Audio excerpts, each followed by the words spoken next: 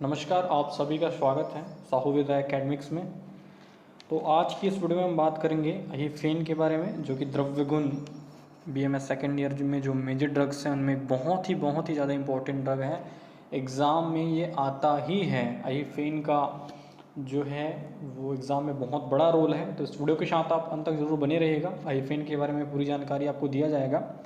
और अगर आप हमारे चैनल पर नए हो तो चैनल को सब्सक्राइब करिए, साथ ही साथ बेल आइकन के बटन को भी प्रेस करिए ताकि वीडियो की नोटिफिकेशन जो है वो आप तक आती रहे। तो चलिए बात करते हैं इफेन की, जिसका बॉटनिकल नेम है पैपावर सोमनीफेरा और इसका जो फैमिली है वो है पैपावरेसी। तो इस प्रकार से आपने देख लिया। अब इसके गण की बात करें तो देखिए, गण जो है वो उपविश गण है।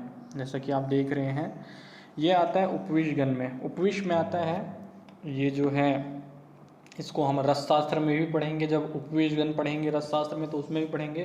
तो ये चीज़ इंपॉर्टेंट चीज़ है, उपविश है इसका गण। और आगे बात करते हैं स्वरूप की। तो स्वरूप जैसा कि आप इमेज में देख रहे हो, इस प्रकार से इसका जो है वो छूप होता है। इसके जो पुष्प होते हैं वो इस प्रकार से होते हैं, फल कुछ इस प्रकार से होता है जैसा कि आप स्वरूप देख रहे हो।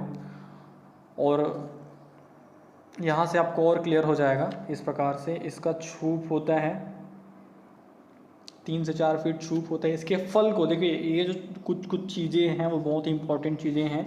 जो फल होता है उसको डोडा कहते हैं, फल के छिलके को पोस्ता कहते हैं, बीज को पोस्त दाना या खसखस कहते हैं, और निर्यास को अपन कहते हैं अफीम। तो इसका जो निर्यास है उसी को हम प्रयोज्यान के रूप में उपयोग करते हैं। तो एक चीज़ इंपॉर्टेंट इसको याद रखना है, अफीम क्या है, निर्यास। निर्यास को उपयोग हम करते हैं एज अ मेडिसिन के रूप में, एज अ नारकोटिक ड्रग के रूप में। यानी नारकोटिक ड्रग में आता है मदकारी, मादक होता है। इसका जो मुख्य गुण होता है व्यायवी और विकासी। आगे देखेंगे गुण क्या क्या होते हैं।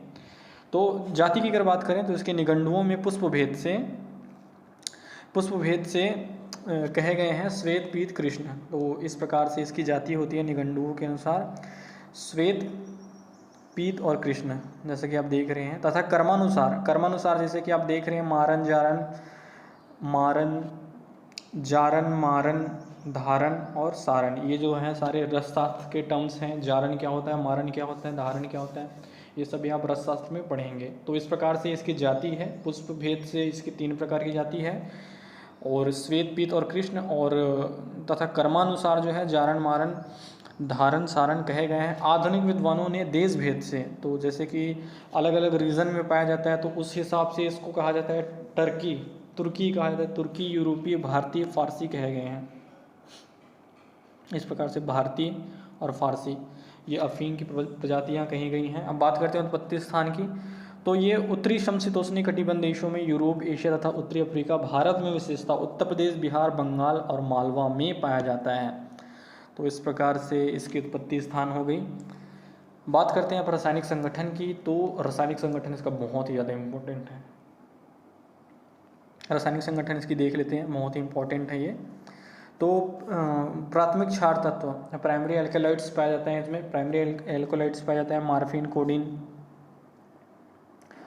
नार्कोटीन, नार्सिन, पैपावरिन, क्रिप्टोपीन। इस प्रकार से इसका जो प्राथमिक क्षार तत्व है वो पाया जाता है क्रिप्टोपीन। और द्वितीयक क्षार तत्व सेकेंडरी एल्कोलाइड के अगर हम बात करें तो इसमें एपोमॉर्फिन, एपोकोडीन आदि और भी अलग अलग पाए जाते हैं, लेकिन ये जो है वो मुख्य है। मुख्य चीज़ों को हमने यहाँ पे लिया है इस प्रकार से। अब उदासीन तत्व की बात करें, उदासीन तत्व में यहाँ पे पाया जाता है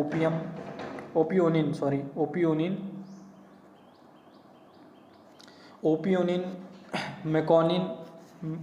मेकोनाइडिन। इस प्रकार से ये न्यूट्रल उदासीन तत्व पाए जाते हैं। लैक्टिक एसिड और कार्बनिक अम्ल में कुछ इस प्रकार से पाया जाता है, लैक्टिक एसिड पाया जाता है। और मैकोनिक एसिड पाया जाता है कार्बनिक एसिड में। इस प्रकार से जल, इसमें 16% जल होता है, ग्लूकोज, राल, वसा, उड़नसिन तेल। और इस प्रकार से इसका संगठन होता है। अब एक बहुत इंपॉर्टेंट चीज़ देखते हैं, मॉर्फिन जो होता है वो वेदना स्थापन गुण रखता है, और नारकोटिन जो होता है विषम ज्वरग्न होता है, मतलब एलानजेसिक होता है मॉर्फिन। और नारकोटिन जो होता है विषम ज्वर होता है, उसमें इसका उपयोग होता है। और जो भारतीय जाति होती है वो विषम ज्वरग्न होती है, और तुर्की जाति जो होती है वो वेदना स्थापन के गुण जो है वो अधिक होते हैं। अब इसकी गुण की बात करते हैं तो इसका जो गुण है वो लघु रुक्ष सूक्ष्म वायवी विकासी। वायवी विकासी क्या होता है, इसको हमने फर्स्ट पेपर में जो द्रव्य गुण है उसमें देखा है। वायवी गुण क्या होता है, विकासी गुण क्या होता है, और आई होप आपको ही पता होगा। तो लघु होता है, हल्का होता है, रुक्ष होता है, सूक्ष्म होता है, वायवी विकासी होता है। इसके रस की बात करें तो इसका जो रस होता है वो तिक्त और कसाय होता है। इसका जो विपाक होता है वो कटु होता है, वीर्य जो होता है वो उष्ण होता है। विपाक कटु होता है, उष्ण जो होता है वो वीर्य होता है। इस प्रकार से जो है एक चीज़ देखो, वीर्य आप याद रखो, वीर्य बहुत ही इंपॉर्टेंट चीज़ है। उष्ण वीर्य होता है, क्या होता है, उष्ण वीर्य, कटु विपाक। तो ये चीज़ें गर्म होती हैं, जो ये अपना अफीम है वो गर्म चीज़ है। तो अपनी जो गर्मी से क्या करेगा, शरीर में जितने भी ठंडी चीज़ें हैं, ठंडी चीज़ें लाइक वात हो गया और कफ हो गया, तो इसका जो है ये समन करती है। तो चलिए आगे देखते हैं। आगे इसके प्रभाव की बात करें तो ये मादक है, नारकोटिक ड्रग है। इसका जो प्रयोग होता है वो कफवात विकारों में होता है, कफवात शामक होता है। इस प्रकार से ये कफवात शामक। प्रयोग की बात करें, संस्थानिक प्रयोग बाएं, एक्सटर्नल इसके यूजेस क्या क्या हैं। तो सबसे पहला इसका जो यूज़ है वो है वेदना स्थापन, सोथर, एनाल्जेसिक है। सोथर किसी प्रकार की स्वेलिंग हो गई है उसका ये समन करता है। साथ ही साथ संधि शोथ में संधि शोथ और फुसफुस आवरण शोथ। फुसफुस आवरण शोथ मतलब जिससे हमारी प्लूरा हो गई, प्लूरा में स्वेलिंग आ गई उसके लिए, तथा अन्य अंगों में शोथ में लेप किया जाता है। ये चीज़ इंपॉर्टेंट है। लेप किन किन चीज़ों में करते हैं, किसी प्रकार की वेदना हो गई, शोथ हो गया, संधि शोथ हो गया, फुसफुस आवरण शोथ हो गया, और किसी भी अन्य अंगों में शोथ। देखिए जो शोथ होता है, किसी प्रकार की स्वेलिंग और वेदना होती है, वो वात के कारण होती है नहीं, और ये जो अपने उष्ण गुण के कारण वात का समन करती है, इसलिए किसी प्रकार की जो स्वेलिंग वगैरह होती है उसका समन करता है। यानी आगे देखते हैं अभ्यंतर नाड़ी संस्थान की अगर बात करें तो असमरी में, उदरशूल में, ग्रीघ्रशी पार्श्वशूल में लाभकर होता है। और बहुत ही इंपॉर्टेंट चीज़ इसमें ये है कि ये जो वेदना जो है, विशेषता वेदनाजन्य निद्रानाश में इसका जो है वो उपयोग होता है। निद्रा जनन होता है, मतलब ये नींद लाता है। ये जो है हिप्नोटिक ड्रग, इसे हम में भी की कैटेगरी में, नारकोटिक तो है ही, साथ ही हिप्नोटिक भी है। निद्रा जनन मतलब ऐसे तो हिप्नोटिक ड्रग में जो मेजर है वो सर्पग्रंथा है, लेकिन इसका भी छोटा मोटा रोल रहता है हिप्नोटिक ड्रग में। तो इस प्रकार से ये निद्रा जनन होती है, निद्रा लाती है। निद्रा नाश में विशेषकर किसी प्रकार की वेदनाजन्य पीड़ा के कारण किसी प्रकार की नींद नहीं आ रही है, तो जो अफीम होता है उसका उपयोग बहुत ही उपयोगी होता है। आगे देखते हैं। इसके साथ ही साथ आक्षेपहर होने के कारण अपशमार। आक्षेपहर जो होता है कंजोल्वेंट स्पाइनल सप्रेसिव जिसको बोलते हैं। स्पाइनल जो नर्व्स होते हैं उनको सप्रेस करते हैं, तो इसलिए इसको अपस्मार, अपतंत्रिक कंपवात, धनुस्तम। अपस्मार जो है हो गया अपतंत्रिक कंपवात, धनुस्तम, और कुपीलू विष आदि में इसका उपयोग करते हैं। जो कुपीलू होती है उसका जो है ये प्रतिविष के रूप में इसका उपयोग किया जाता है। पाचन तंत्र की, पाचन संस्थान की अगर बात करें तो ये क्या होता है, पुरिस्तंभन अतिसार में। तो पुरिस्तंभन होती है, ये जो होती है ये पुरिस का मतलब मल का स्तंभन करती है, इसलिए अतिसार में इसका उपयोग होता है। रक्त स्तंभन होती है, रक्त स्तंभन होने के कारण आंतरिक ज्वर में इसका उपयोग होता है। और श्वसन संस्थान, श्वास अपतिस्या में इसका उपयोग होता है। मूत्र संस्थान की बात करें तो ये माधुरी शमन, इक्षुमेह में माधुरी शमन, ये जो इक्षुमेह हो गया किसी प्रकार का, ये प्रमेह का एक प्रकार है इक्षुमेह, तो प्रमेह में भी इसका उपयोग होता है। प्रजनन संस्थान की बात करें तो बहुत ही इंपॉर्टेंट चीज़ और इंटरेस्टिंग चीज़ है यहाँ पे, ये शुक्र का स्तंभन करता है, इसलिए शीघ्र पतन जो होता है, जो प्रीमैच्योर इजैकुलेशन जो है जिसे हम बोलते हैं, जो कि आज के डेट में बहुत ही आम बीमारी हो गई है, प्रीमैच्योर एजाकुलेशन, उसमें इसका उपयोग होता है। शुक्र स्तंभन के रूप में इसका उपयोग होता है। गर्भपात में प्रसवोत्तर वेदना को शांत करने के लिए इसका उपयोग होता है। बात करें त्वचा की तो ये शीतजन्य उपद्रव में, और तापक्रम की बात करें तो विषम जल के विष के प्रभाव को कम करने में स्लीपद में प्रयुक्त होता है। इस प्रकार से अफीम का जो है वो त्वचा और जो उसका तापक्रम क्या होता है वो है। और प्रयोजन जैसे पहले डिस्कस कर लिए थे, अफीम इसका जो निर्यास होता है, फल का निर्यास होता है, उसी का प्रयोग किया जाता है। आगे देखते हैं मात्रा इसकी कितनी होनी चाहिए भैया। मात्रा इसकी होनी चाहिए 30 से 125 रत्ती। कितनी होनी चाहिए? 30 से 100 सॉरी माफ़ कीजिएगा, 30 से 125 ग्राम, और 125 ग्राम का होता है एक रत्ती। 125 ग्राम का होता है एक रत्ती, मैं वही कहना चाह रहा था। तो इस प्रकार से इसकी मात्रा हो गई। हम बात करते हैं विशिष्ट योग की, तो अहिफेन, आसव, निद्रोदय वटी, निद्रोदय वटी निद्रानाश में इसका उपयोग होता है, तो निद्रोदय वटी का उपयोग करते हैं। कर्पूर रस, महामात्रा रस, ये जब अपन पढ़ेंगे रस शास्त्र में, तो जितने भी फॉर्मुलेशन वाले जो ड्रग हैं उसमें कर्पूर रस में इसका उपयोग होता है। महामात्रा रस, दुग्धवटी, आकर कब आदि वटी में इसका उपयोग होता है। अब प्रयोग निषेध और प्रयोग निषेध की, इसकी प्रयोग निषेध की बात करें तो किन किन कंडीशंस में इसका प्रयोग नहीं करना चाहिए वो देख लेते हैं। तो फुसफुस शोथ और छिन्न श्वास, देखिए फुसफुस आवरण शोथ में तो इसका उपयोग करते हैं, लेकिन यार फुसफुस शोथ में इसका उपयोग नहीं करते। छिन्न श्वास केंद्रीय नड़ीमंडल में व्रण शोथ एवं रक्त संचय में उत्पन्न विकार में यथा मस्तिष्क आवरण शोथ, देखिए मस्तिष्क आवरण शोथ में इसका उपयोग नहीं करते। जो हमारे मस्तिष्क आवरण जो है, मेलाइंजेस जो हैं, उसमें किसी प्रकार की स्वेलिंग आ जाती है तो इसमें इसका उपयोग नहीं करते। ज्वर में, अतिश्रम में, मस्तिष्कगत रक्तस्राव में इसका उपयोग नहीं करते। साथ ही साथ आंत तथा आमाशय का प्रसार और आसक्तता, इन कंडीशन में उपयोग नहीं कर सकते। गंभीर वृक्क विकारों में विशेषता जो है वो मूत्र विषमयता की स्थिति में, शिशुओं में और वृद्ध में, देखिए यही चीज़ इंपॉर्टेंट है। तो कुछ चीज़ें याद कर लो, इसमें सारी चीज़ें इंपॉर्टेंट तो नहीं है। जो कॉमन चीज़ें हैं, कॉमन सिम्टम, जो हम जब कैलकुलेट में हम प्रैक्टिस करने जाएंगे तो जो चीज़ें हमारे जिन चीज़ों को हमें फेस करना पड़ेगा, उन्हीं चीज़ों को, जैसे शिशुओं को, बच्चों को जो है वो अफीम का डोज हमें देते भी हैं तो अल्प मात्रा में, बहुत कम मात्रा में दिया जाता है।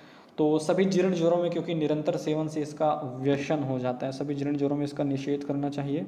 और फुसफुस आवरण शोथ, छिन्न श्वास जो अब जब रोग निदान में श्वास पढ़ेंगे तो श्वास का प्रकार होता है छिन्न श्वास, तमक सांस, एक्स्ट्रा, मतलब 5 प्रकार के जो श्वास होता है, तो उसमें से एक प्रकार है छिन्न श्वास, तो उसमें हमें इसको उपयोग नहीं करना है।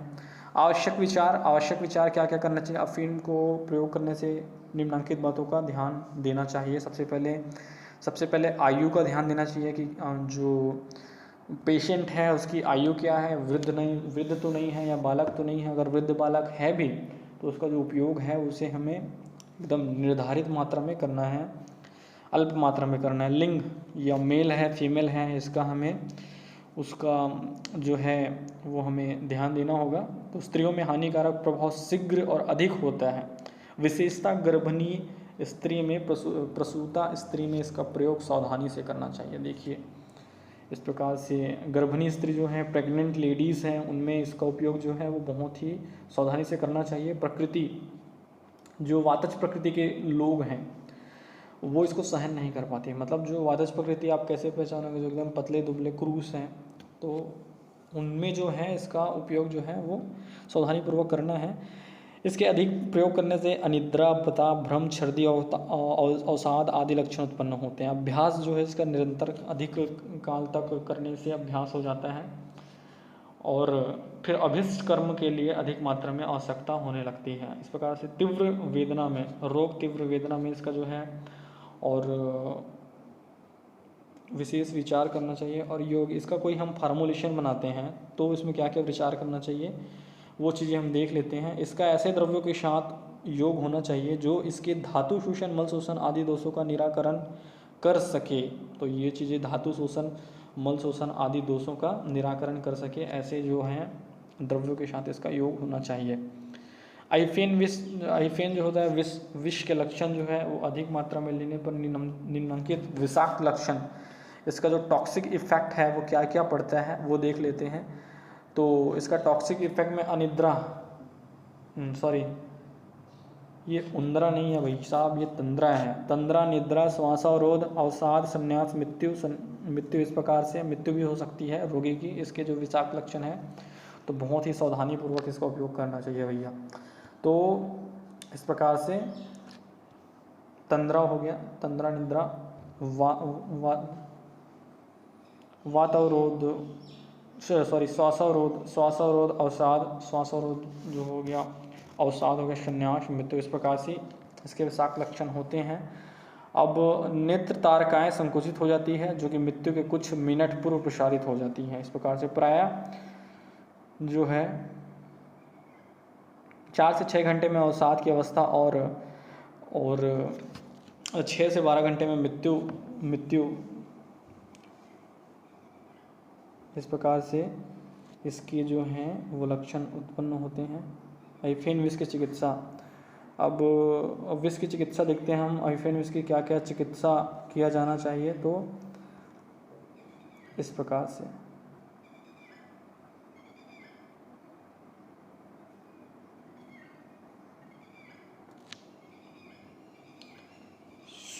शोधन कैसे करें हम, ये चीज़ इम्पॉर्टेंट है। शोधन कैसे करें आइफेन का, तो शोधन करने के लिए क्या करना है, रीठे के जल या सरसों या राई मिले गर्म जल में से वमन कराना है। तो जो अगर विषाक्त लक्षण किसी पेशेंट में आपको देखने को मिलता है तो आपको क्या करना है, इस प्रकार से आपको विषाक्त लक्षण अगर दिखते हैं तो उसमें इसका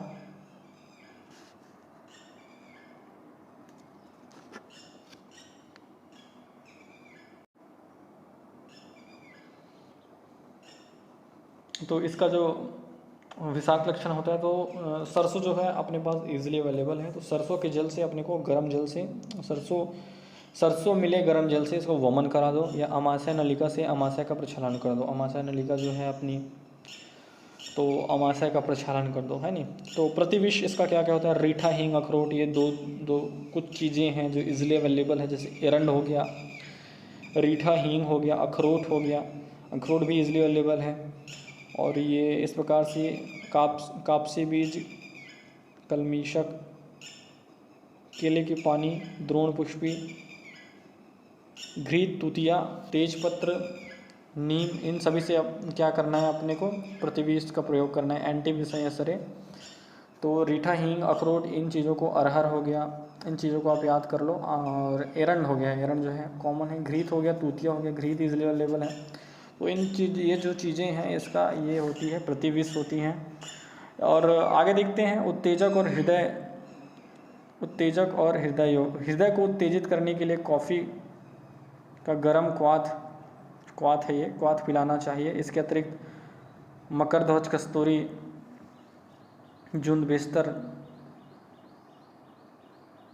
जहर, मोहरा आदि हृदय औषधि मधु की साथ देनी चाहिए। हृदय औषधि में मधु के साथ देनी चाहिए। रोगी को सोने भी ना दें जब तक विष न उतर जाए। तो ये चीज़ें अपने को ध्यान देना है। आइफेन का शोधन किससे होता है, देखो आद्रक सरस की 21 भावना से आइफेन जो होता है उसका शोधन होता है। ये चीज़ इंपॉर्टेंट आप याद रखना, आद्रक सरस की 21 भावना, ये जो चीज़ें हैं। आइफेन से आद्रक से 21 भावना, इस प्रकार से आइफेन जो है आइफेन से अदरक हो गया और 21 भावना देने से यह शुद्ध हो जाती है। सबसे पहले क्या करना है, आइफेन को पानी में धो लेना है, कपड़े से छान कर आग पर गाढ़ा कर ले, उसके बाद अदरक सरस की 21 भावना देकर शुद्ध हो जाती है। तो संग्रह इसका कब कब होता है ये चीज़ें देख लेते हैं। इसका जो संग्रह है वो कौन से, बहुत ही इम्पोर्टेंट चीज़ है। इसका जो संग्रह जो है मांग में, ये यहाँ पे मिस्टेक हो गई है। इसका जो संग्रह मांग फागुन में किया जाता है। ये द्रव्य गुण का बहुत ही इम्पोर्टेंट चीज़ है, पीजी के लेवल का ये जो है वो क्वेश्चन है। इसका संग्रह कब होता है, औसत संग्रह काल हम पढ़ेंगे। औसत संग्रह काल जो है तो उसमें कुछ जो इम्पोर्टेंट ड्रग्स हैं उनका संग्रह काल आपसे पूछा जाता है। तो आइफेन का संग्रह काल क्या हो जाएगा, मांग और फाल्गुन में इसका संग्रह किया जाता है। तो दोस्तों इस प्रकार से आइफेन जो है वो कंप्लीट होता है। वीडियो आपको पसंद आई हो तो वीडियो को लाइक करिए, चैनल को सब्सक्राइब करिए और अपने दोस्तों के साथ इस वीडियो को शेयर करिए। धन्यवाद।